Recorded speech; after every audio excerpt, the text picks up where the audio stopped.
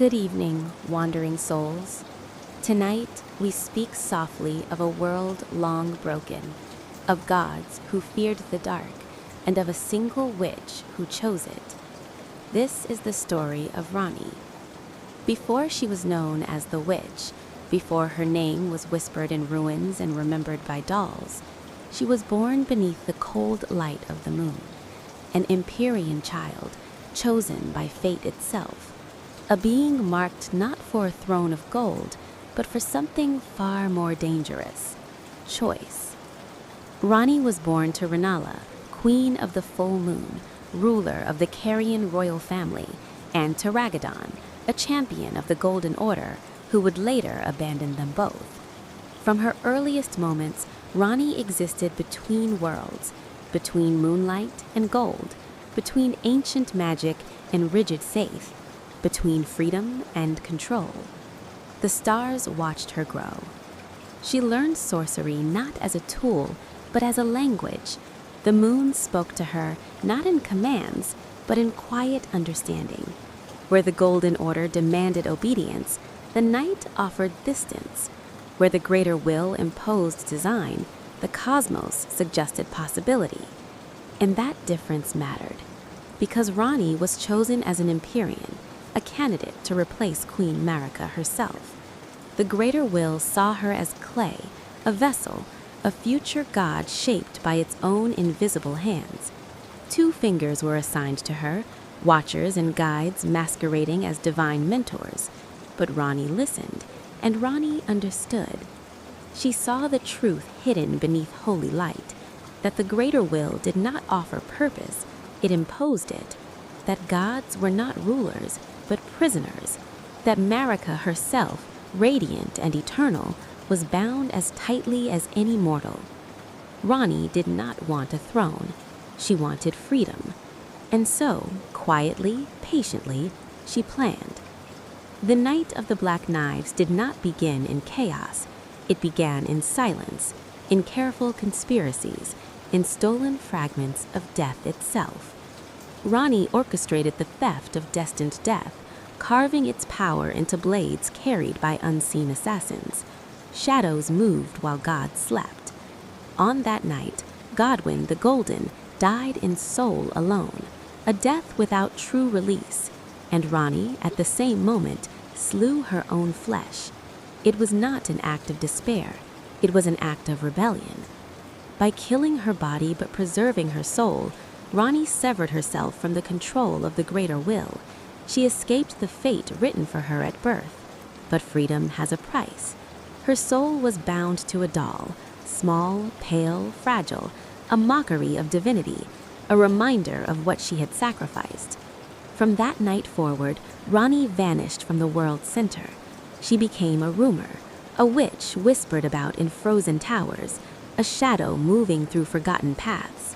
The Golden Order branded her a traitor, a villain, a monster. But monsters, as history teaches us, are often just those who refused to kneel.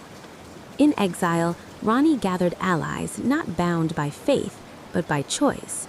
Blade, the half-wolf knight, created as her shadow yet loyal beyond design. Iji, the gentle giant who knew the weight of secrets. And others, broken and strange, drawn to her quiet gravity. She did not seek to rule them. She asked them to walk with her. Because Ranni was not building a kingdom, she was preparing an ending. One where gods would fall silent, where the stars would guide, not command, where the world would drift into a long, cold night, not of despair, but of distance, a world free from meddling hands. And somewhere beyond fate itself, the moon watched, patient and pale. This was only the beginning. Somewhere between dream and memory, the lands between still remember the night Ranni died. Not as mortals die, not with breath leaving the lungs or blood soaking the earth, but in a colder, quieter way. The kind of death that leaves the world intact, while something essential is quietly removed from it. Ranni knew what she was doing. Long before the Black Knives were ever raised, she studied the nature of gods and the cruelty of eternity. She watched Queen Marika, eternal yet trapped, worshipped yet hollow. She listened to the two fingers speak of destiny with voices that never once asked consent. And in those moments, Ranni understood the true horror of godhood. To become a god was not to ascend, it was to be owned. So she prepared the one act the greater will could not undo. The rune of death was never meant to be touched. Destined death was the final boundary, the one force even gods feared. To steal it was heresy. To use it was sacrilege. But Ranni was long past caring for holy names. She did not steal death to destroy the world. She stole it to escape it. When the night of the Black Knives came, it unfolded like a perfectly written tragedy. The assassins moved without sound, their blades etched with stolen death. Godwyn fell, not fully, not mercifully, but in a way that twisted the roots of reality itself. His body lived, his soul died, a blasphemy that would rot the world from beneath. At the same moment, far from the capital, Ranni enacted the second half of her plan. She turned the blade on herself. There was no scream, no prayer, only resolve. Her flesh burned with destined death, and her Empyrean body was destroyed completely. In that instant, the bond between her soul and the greater will snapped. For the first time since her birth, Ranni was free. But freedom, once again, demanded payment. Her soul lingered, anchored, drifting between worlds. To survive, it bound itself to a vessel, a small, pale doll, modeled after the Snow Witch who once taught her sorcery. Fragile hands, painted eyes, a body that could never truly live, never truly die. A god reduced to porcelain and thread. The world moved on without her. The shattering came. Marika broke the Elden Ring. Demigods turned on one another like starving animals. War consumed the lands between, loud and violent and endless. And through it all, Ranni remained apart, watching, waiting. She did not mourn the loss of her body. She mourned the cost paid by others. Godwyn's corpse became a curse upon the roots of the Earth Tree. Death roots spread like an infection, warping beasts and men alike. The assassins vanished, their loyalty unclear even to history. And Blade, her loyal shadow, began to feel the strain of a fate no one could truly escape. Ranni knew this too. Every rebellion leaves scars. Every escape leaves something behind. So she hid herself away, not out of fear, but out of patience. In the cold towers of Liurnia, beneath the quiet moonlight, she continued her work. Not with armies, not with banners, but with plans that stretched beyond centuries. The Age of Stars would not come through conquest. It would come through absence.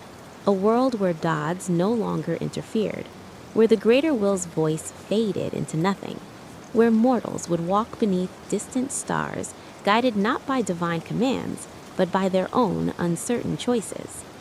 And for that ending to exist, Ranni needed one thing she did not yet have: a tarnished. Someone foolish enough to follow her into the dark. Someone brave enough to choose the night. If you listen carefully, on nights when the wind moves slowly across Liurnia, you might hear it, the quiet creak of an old tower, the whisper of sorcery carried on cold air. That is where Ranni waited. She did not wait as queens do, surrounded by courts and candles and whispered praise. She waited alone, in a place forgotten by history, wrapped in stillness and patience. The world outside burned with ambition, but within her tower, time moved differently. Ranni had learned the value of distance. In the years after the shattering, countless tarnished returned to the lands between, drawn by grace, driven by hunger, each one believing themselves destined to repair a broken world. Ranni watched them all. She saw their hopes rot into obsession. She saw loyalty crumble into madness. She saw how easily mortals replaced gods with new idols. None of them were right, because Ranni did not seek a champion who wanted power. She sought someone willing to walk away from it. When at last the Tarnished crossed her path, cautious, curious, unremarkable at first glance, she did not reveal herself fully. Ranni never did. She spoke in half-truths, in soft commands wrapped in courtesy. She tested, observed, and waited for refusal. It never came. The Tarnished listened, followed, accepted her strange requests without demanding reward. And so, piece by piece, Ranni began to trust. She revealed herself not as a god, but as a witch, not as a ruler, but as a conspirator. She spoke of a path that would lead away from the Earth Tree's golden shadow into a colder, truer night. And when the Tarnished agreed to serve her, she did not smile. She simply nodded, because service to Ranni was not obedience, it was choice. Her household was small, but bound by something far stronger than faith. Blade, her half-wolf shadow, was fierce and loyal, yet burdened by instincts he did not choose. Created by the two fingers as a safeguard, he was meant to turn on her should she betray the greater will. Ranni knew this. She did not tell him. Iji, the giant blacksmith, bore the weight of terrible knowledge behind a gentle voice. He crafted weapons and seals, not for glory, but to protect those he loved from fates he could not change. His silence was not cowardice, it was care. Together, they maintained the illusion that Ranni was merely hiding, that she was passive, that she posed no threat. But beneath the tower, beneath the doll and the whispers, the machinery of an ending slowly turned. Ranni tasked the Tarnished with seeking out Nokron, the eternal city, buried beneath the earth. A place banished for defying the greater will long before Ranni was born. Its people had reached for the stars and been punished for it. There, she believed, lay the key, the Finger Slayer blade, a weapon capable of killing that which watches from beyond, a blade meant not for flesh, but for destiny itself. Ranni did not intend to wield it personally. That was never her way. She intended to remove the chains. As the Tarnished descended into darkness, Ranni remained behind, silent once more. She did not pray. She did not hope. Hope, she knew, was dangerous. She relied on resolute. Above her tower, the moon remained distant and cold, not watching, not judging, waiting. And for the first time in a very long while, Ranni allowed herself something close to anticipation, because the age of stars was no longer a dream. It was approaching, slowly, inevitably. Every plan, no matter how carefully woven, leaves loose threads. For Ranni, that thread had a name, Blade. He was created as her shadow, bound by ancient design to protect her, guide her, and, if necessary, destroy her. The two fingers called it balance. Ranni called it cruelty. To love someone while knowing they may one day be forced to kill you is a quiet kind of torment. Yet Blade never wavered. He followed Ranni not because he was compelled to, but because he chose her. He laughed, he hunted, he fought with a joy that felt almost human. And that humanity was his greatest flaw. Because the greater will does not forgive defiance. As the Tarnished uncovered the secrets of Nokron and claimed the Finger Slayer blade, something shifted. The two fingers sensed their control slipping. Their whispers grew louder, sharper, desperate. And deep within Blade's mind, instincts long buried began to stir. Ranni felt it. She felt the tightening of fate around him, the invisible leash pulling him toward betrayal. She did not blame him, she never could. He was as much a victim as she was, forged into a role without consent, shaped into a weapon disguised as a friend. So she did the only thing she could. She prepared to lose him. When the Tarnished returned victorious, the Finger Slayer blade in hand, Ranni did not celebrate. She accepted it with solemn grace. This blade was not a symbol of power. It was a declaration of war against the unseen. And wars demand sacrifice. Ranni turned the blade against her own two fingers, silencing them forever. The act severed her final tether to the greater will. No watchers, no handlers, no divine oversight, only consequences. The moment the fingers fell, Blade's fate was sealed. The madness came slowly at first. Confusion, frustration, a sense of betrayal he could not explain. Blade raged not because he hated Ranni, but because part of him was screaming that he should, and that contradiction tore him apart. Locked away for his own safety, Blade waited in chains, still loyal, still broken. Ranni did not visit him, not because she didn't care, but because she cared too much. Some goodbyes make leaving impossible. Iggy understood. He always did. He tried to shield Blade from his fate, to delay the inevitable with wards and silence, but destiny, once provoked, is relentless. When Blade finally broke free, there was no triumph in it, only tragedy. A shadow forced to turn against the one it loved. By the time the Tarnished found him, Blade was lost, still standing, still breathing, but no longer himself. The battle that followed was not a test of skill, but a mercy. And somewhere far away, Ranni felt the moment her last protector fell. She did not cry. Witches rarely do. Iggy would follow soon after, struck down by assassins long thought vanished. Whether they acted on old orders or new ones hardly mattered. The message was clear. Defiance would be punished. Ranni stood alone once more, but alone did not mean defeated, because Blade's death, Iggy's silence, the severed fingers, these were not failures. They were proof. Proof that the greater will was bleeding.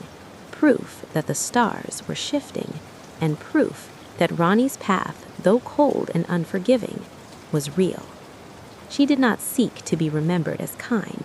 She sought to be effective. The age of stars would not be born gently. It would be carved from loss.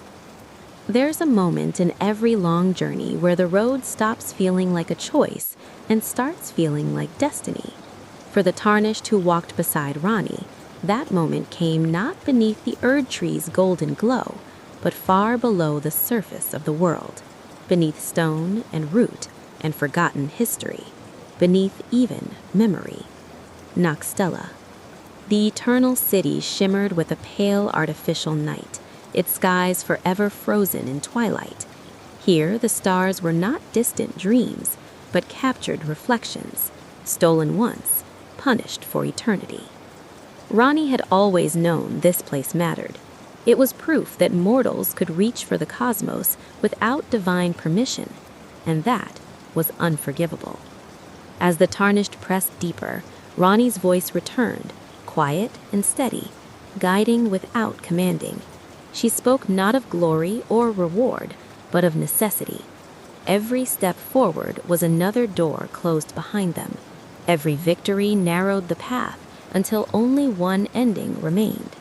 She warned of shadows, not monsters, regret. Because Nokstella was not merely a ruin, it was a graveyard of ambition. Civilizations that dared to question the greater will were erased, buried alive, left to rot beneath the world. Their ghosts lingered not as spirits, but as silence. In those depths, the Tarnished found Ranni's discarded flesh. Her Empyrean corpse lay cold and unmoving, marked by destined death, forever severed from divinity. It was not hidden, it was not honored, it simply existed. A reminder of the cost of refusal. Some things require no explanation. Beyond Nokstella, the path grew stranger still. Rivers of rot, broken constellations reflected in black water, creatures born of experiments abandoned mid-thought, and, watching it all, something ancient and hateful. The baleful shadow, a distorted echo of Blide, sent by the two fingers as one final attempt at correction. It spoke with his voice, moved with his fury, but carried none of his warmth. This was what Blide would have been if he had never chosen. Ranni ordered its destruction without hesitation. not out of cruelty, out of mercy.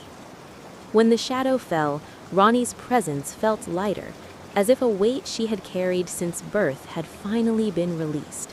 Another chain broken, another lie undone. But freedom is not found all at once. It is uncovered, layer by layer, often in places best left buried. At the edge of the world below, the Tarnished reached a lake that reflected nothing. And there, waiting in stillness, was Astel, natural born of the void, a creature not born, but arrived, a cosmic punishment made flesh, sent to erase those who dared to look upward. A reminder, the greater will did not just rule, it retaliated. Astel's defeat was not triumph, it was survival, proof that even the cosmos could bleed, that even inevitability could be delayed. Beyond Astel lay an elevator, rising not toward light, but toward clarity. When the Tarnished emerged once more beneath the open sky, Ranni's voice returned one final time before silence. She had gone ahead, to the moonlight altar, to the place where her story would either end or finally begin.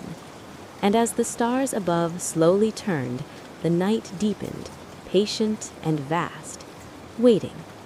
High above the world, far from the roots of the Erd tree and the echoes of old wars, there is a place where the night feels untouched, the moonlight altar. Here, the air is thin and cold, and the stars feel closer than the ground beneath your feet. Snow drifts endlessly across ancient stone, erasing footprints as quickly as they are made. It is not a place meant for crowds or kingdoms or conquest. It is a place for endings. Ranni stood there alone when the Tarnished arrived, her small doll form unmoving against the vastness of the sky. She did not turn at first. She did not greet them as a queen or a god. She spoke as a traveler who had reached the final page of a long, difficult book. Her journey, she explained, was nearly complete. The Age of Stars was no longer a distant theory or a whispered rebellion. The final preparations were in place. The greater will had been wounded, its influence weakened, its agents silenced. But one thing remained, a vow. Ranni did not demand loyalty. She never had. Instead, she offered truth. She spoke of the coming age not as a salvation, but as an absence, a world without divine oversight, without gods meddling in mortal affairs, without golden light deciding fate from above. An age of cold night and distant stars, an age where uncertainty would replace design. She warned the Tarnished of what this meant. No guiding grace, no promised order, only freedom, and all the fear that comes with it. The world would be left to find its own meaning, for better or worse. This was not an age for heroes. It was an age for people. And then she asked, not commanded, asked, would they walk with her? To bind their fate to hers was to reject every other ending, to turn away from crowns, from repair, from restoration, to let the old world die quietly without replacing it with another cage. The Tarnished knelt not in worship, in agreement. Ranni accepted their oath not with ceremony, but with relief. For the first time since the night she killed her own flesh, she allowed herself to rest. The path ahead was still long, but she would not walk it alone. She gave the Tarnished the dark moon ring, not as a symbol of ownership, but of partnership. Two wills aligned, moving together through the dark, equal in purpose, bound by choice. The moon above shifted, its pale light washing over the altar. In that moment, Ranni was no longer a fugitive witch hiding from fate. She was something new, not a god, not a ruler, a guide. And yet, the world below still clung to old endings. The Elden Ring remained shattered. The Erd Tree still bled golden light. The age Ranni envisioned could not begin until the old order was finally laid to rest. That task she left to the Tarnished. Ranni would depart the lands between. She would step beyond the reach of gods, carrying the night with her. When the time came, she would return, not to rule, but to watch from afar. As the Tarnished turned away, Ranni spoke one last time, her voice softer than before. "Let us meet again, beyond the confines of this world." The wind carried her words into the stars, and for the first time in ages, the night felt hopeful. When Ranni left the lands between, she did not do so with thunder or spectacle. There were no proclamations, no signs in the sky, no final words carved into stone. She simply departed, carrying the promise of night beyond the reach of gods. And in her absence, the world continued to break. The Tarnished remained. Below the Erd tree's fading glow, war still lingered in the air like old smoke. Demigods clung to fragments of power, mistaking survival for purpose. The Golden Order staggered forward out of habit, not belief. Faith became performance, tradition replaced truth. And slowly, quietly, the Greater Will's voice began to weaken. Without its agents, without its chosen Empurine, its influence faded not with a scream, but with confusion. Grace flickered, guidance wavered. The paths once clearly marked by divine light became uncertain. For many, this was terrifying. For others, it was liberating. The Tarnished walked through this unraveling world as something new, no longer merely a seeker of repair, but a witness to collapse. Every throne left empty, every battlefield abandoned, every broken demigod told the same story. The age of gods had failed, and failure, when left long enough, becomes opportunity. Ranni understood this better than anyone. That is why she did not stay. To remain would have been to interfere. To guide too closely would have been to replace one cage with another. The Age of Stars demanded distance, cold, unyielding distance. From wherever she now traveled, Ranni watched the lands between grow quieter, not safer, not kinder, but honest. Without divine correction, mortals were forced to confront themselves, their violence, their mercy, their contradictions. The night did not fix them, it simply stopped pretending. Meanwhile, the Tarnished moved toward the final convergence. The Erd Tree awaited. The shattered ring demanded resolution. Other endings called out, promises of restoration, domination, consumption, flame. Each one offered certainty. Ranni's offered none. Only the Tarnished could choose. And when at last the old order fell, it did so without grace. The Elden Ring was not restored. It was abandoned, left behind like a relic of a forgotten religion. Its laws, once absolute, dissolved into myth. In that moment, the lands between stood at the edge of something vast and undefined. And then, the stars began to move. Slowly at first, almost imperceptibly. Constellations shifted, the sky deepened, the golden light receded like a tide that would never return. Night spread across the world, not as darkness, but as space. Breathing room. When Ranni returned, she did not descend as a conqueror. She arrived as a presence, distant, immense, untouchable. The moon hung low, pale and watching, no longer bound to the will of gods. Ranni took the Tarnish's hand, not to lead, to walk beside. Together, they departed the world that had shaped them, leaving it to find its own path beneath unfamiliar stars. No divine voices remained, no eternal mandates, only choice. For the first time, the future belonged to those who lived in it, and far above, beyond the reach of prayer and fear, Ranni watched the Age of Stars begin, not as a reign, but as a long, quiet night. Night did not fall all at once. It arrived the way all permanent changes do, slowly, quietly, without asking permission. In the early days of the Age of Stars, the lands between felt strangely empty, not ruined, not healed, just unattended. The earth tree still stood, its golden leaves drifting aimlessly in the wind, but its light no longer commanded. It illuminated nothing. It explained nothing. For centuries, meaning had descended from above, from gods, from runes, from laws etched into reality itself. Now there was only sky. Mortals looked upward and found no answers waiting for them. Some prayed anyway, others panicked. Without grace to guide their steps, many found themselves lost. Knights wandered without banners. Scholars argued endlessly, desperate to replace divine law with logic. Faith fractured into smaller, quieter beliefs, each one clinging to fragments of the old order. The world did not collapse, but it trembled. Ranni knew this would happen. She had never promised peace, only freedom. And freedom stripped from instruction exposes every weakness a world has learned to hide behind obedience.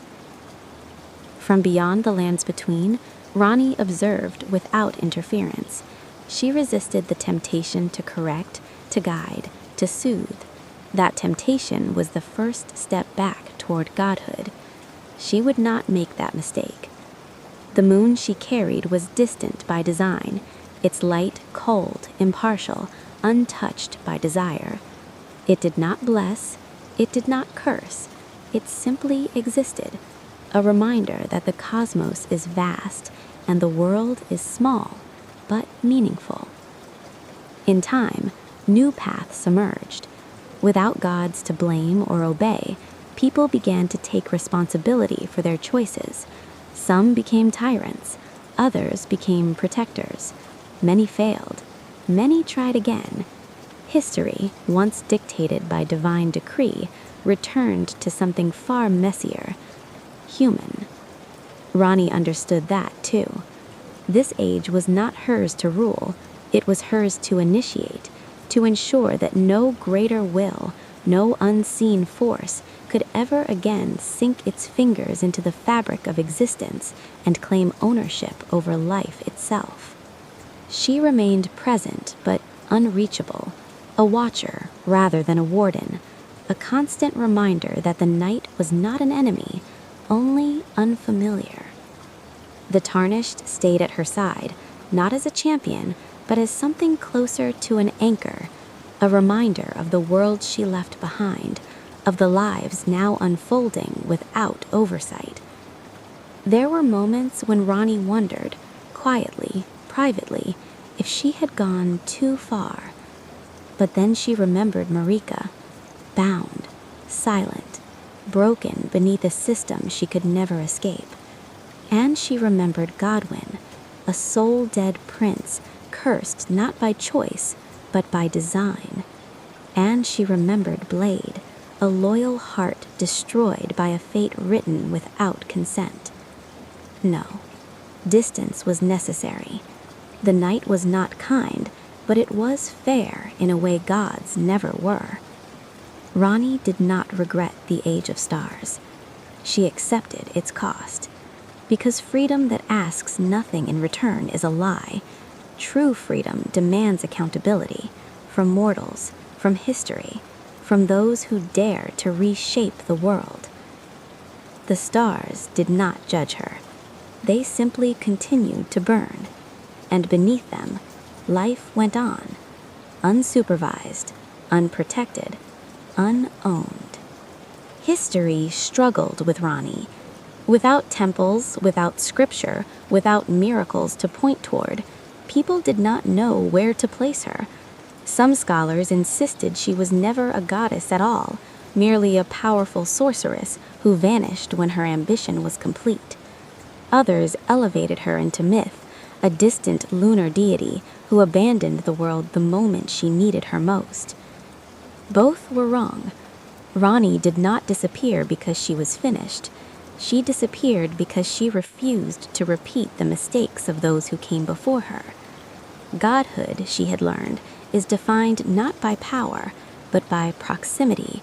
The closer a being stands to the world, the more responsibility it assumes, and the more control it inevitably exerts. Even benevolence becomes domination when it cannot be escaped. So Ranni remained distant. Her presence lingered not as command, but as context. The moon overhead did not tell people how to live. It simply reminded them that the universe was vast, and their place within it was small but meaningful. There were no prayers answered in the age of stars, but there were fewer lies. Without divine correction, the world began to tell the truth about itself. Kingdoms rose and fell by their own merit. Tyrants could no longer claim heavenly right. Saviors could no longer rely on prophecy. Every success and every failure belonged entirely to those who caused it. This frightened the old powers. They tried to resurrect the language of gods, to reframe authority as destiny, to convince the people that order required something eternal and unseen to enforce it. Ranni watched these attempts fade, because the age of stars had already changed the most important thing of all: expectation. People no longer waited for miracles. They acted. From time to time, whispers of Ranni's name resurfaced, stories of a pale witch beneath the moon, of a vow sealed beyond the world, of a promise that the night itself would never again be weaponized by gods. Ranni never corrected these stories. Truth, she knew, does not require defense. The tarnished remained with her through it all, a silent companion drifting through the void between worlds. They did not ask to return. They did not ask for reward. Their purpose had been fulfilled the moment they chose the night. In that choice, Ranni had found something she never expected: trust. Not enforced, not divinely mandated, earned. As the centuries passed, the lands between grew quieter. Not peaceful, never peaceful, but less desperate. Life learned to persist without reassurance. Mortality became accepted rather than resented. The absence of gods made room for something fragile and rare: humility. And from her place among the stars, Ranni observed without interference, without regret, without longing to return. She was not the ruler of this age. She was its boundary, the line beyond which no god would ever again cross. There is a strange sound that follows the end of an age. Not an explosion, not celebration, but something closer to the hush that falls after a long storm finally passes. The kind of silence that feels unfamiliar, almost uncomfortable, because noise had become routine. That silence settled over the lands between. Without gods issuing decrees, without runes reshaping reality, the world began to age again, properly, slowly. Structures crumbled without divine preservation. Legends faded into history instead of prophecy. Death became final rather than postponed or repurposed. For the first time in countless generations, the world was allowed to end things and begin new ones. Ranni observed this change with careful distance.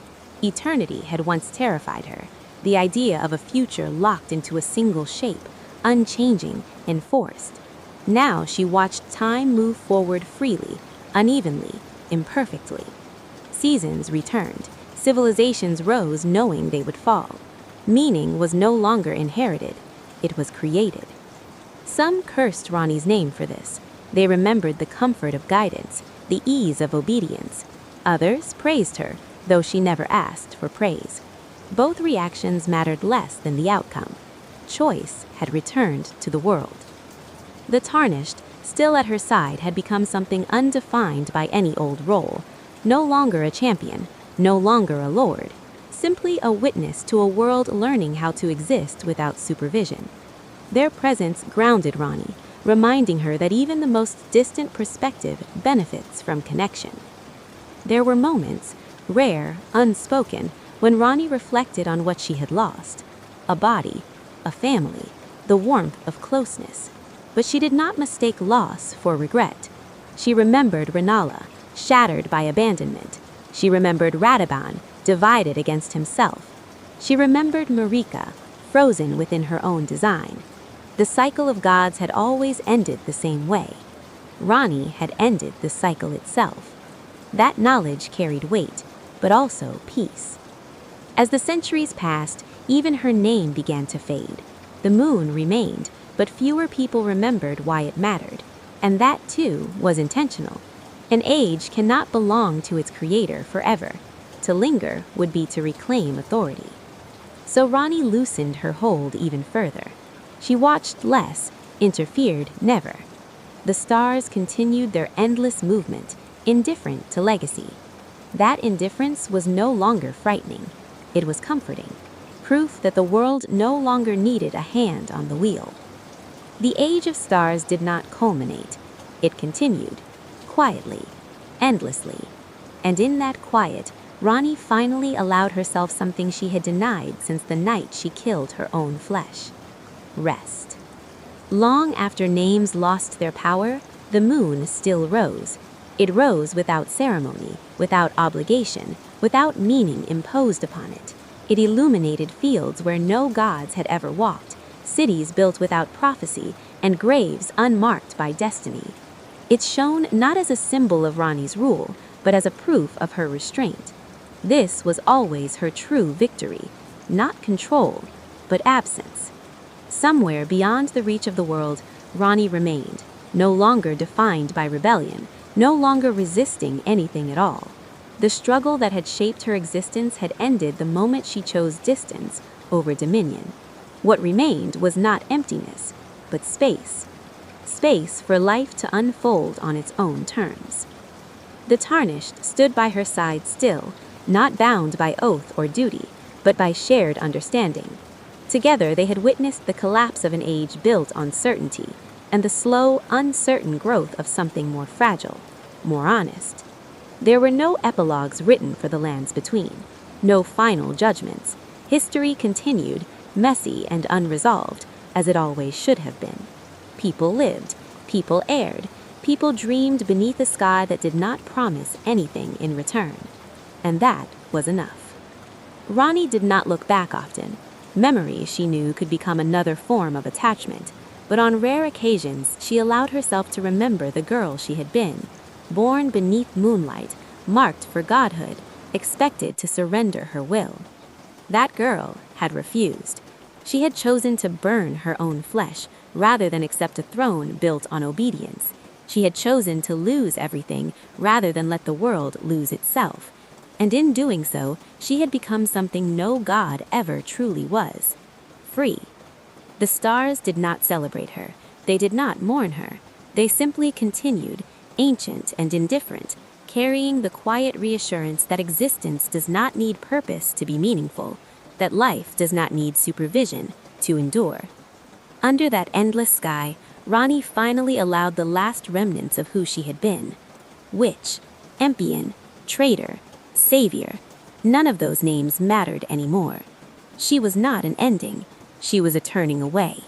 And somewhere far below, in a world no longer watched, no longer guided, no longer owned, the night stretched wide and open, not as darkness, but as possibility.